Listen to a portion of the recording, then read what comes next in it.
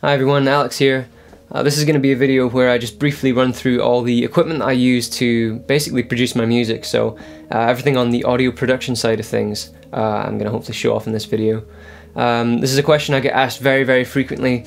It's also a situation that's not really changed much in the past few years, so if you've seen me answer this kind of question before, this might be nothing new to you, but nonetheless I hope you find it interesting. So let's jump right into it. So first of all, I should talk about the software I use. The software that I use is Logic Studio, which I've been using now for probably upwards of 3 years. Very capable software. I'm very happy with it.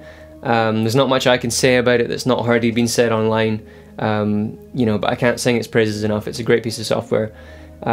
So I get all the sounds that I use in my music now from Logic. It's also where I mix my music and finally where I master my music before I distribute it.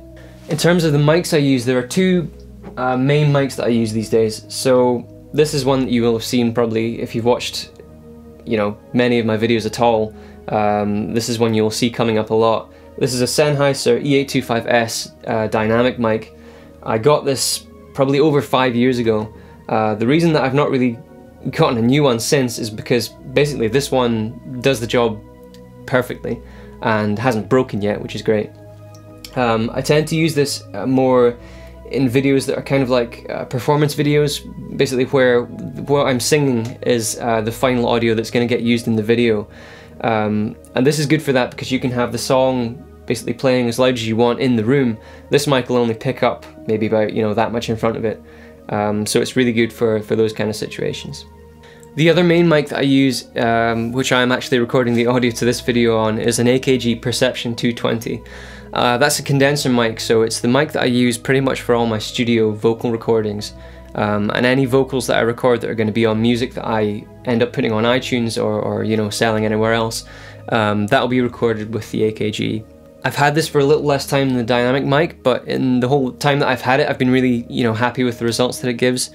So I use this mic paired with a PreSonus Tube Preamp, which is quite an affordable preamp. Again, I got it quite a while ago, but you know, it's not really failed me in the whole time that I've had it.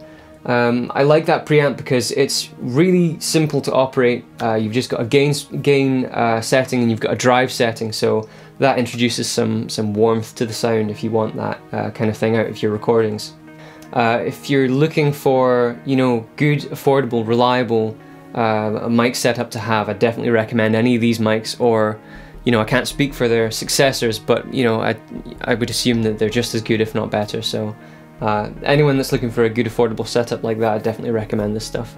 So next, something that I use very frequently when I'm writing my music is this Akai LPK25 little MIDI keyboard.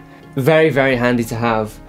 Before I got this, I was literally, you know, using the keyboard controlled note input, which is not ideal. Not much to say about it. It's a good little MIDI keyboard. My guess is if you're an amateur musician, you already have something like this, but that's what I use. To kind of go along with that, I've also got an Akai LPD8 MIDI controller. This is something I use more if I've got samples that I've set up to a custom keyboard in Logic, and I want to play those back with the pads, and there's also some effects controls there. I think you can get this and the MIDI keyboard in one unit as well, but I've just got them separately. Another thing that I guess is quite important is the monitors that I use. So I use Edirol MA15Ds, which I've had again for quite a long time. Very reliable, very good result, so I'm very happy with them. In terms of guitar equipment, so if you've watched pretty much any one of my videos before, you will have seen this come up. This is a vintage VRS 100, which again I've had for quite a long time now. Again, affordable, reliable guitar.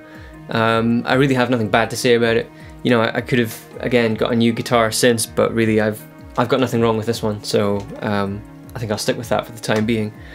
To record my guitar, I actually have a Line 6 Pod XT Live pedal box, so that's where I get all my guitar effects from. So the guitar plugs straight into that, and then I can actually put the output of that through this little Behringer UC6102 that I have, and then that just allows me to connect that via USB to my computer, and I can basically record straight into Logic. That Behringer unit's also what I used for the sound output of my preamp. when I'm recording vocals, it means I can record them straight into Logic with no difficulties with that. So finally, behind me here, I've got a Roland Juno G synthesizer. That would be my primary kind of place where I'd make all my music before I had Logic. So it's got loads and loads of onboard sounds that are really great.